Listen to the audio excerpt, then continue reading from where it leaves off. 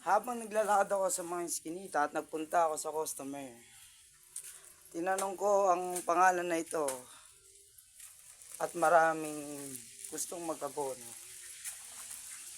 Sana all na lang, sana inaabonuhan lahat ng mga parcel. Parang may naamoy ako hindi maganda. Nang sa ganun, di mahirapan yung rider, di ba? Para kahit papaano, maibsan yung mga pagod namin. Di totoo yan. Kesa namin pupunta kami sa mga bahay nyo, napakaraming mga tsinelas o maraming tao. Wala pa 100 yung parcel, sasabihin wala yung tao, wala pong mag-aabono. What the... Wala na sa 100, hindi nyo pa mabunuhan. Grabe na ang Pilipino, ano.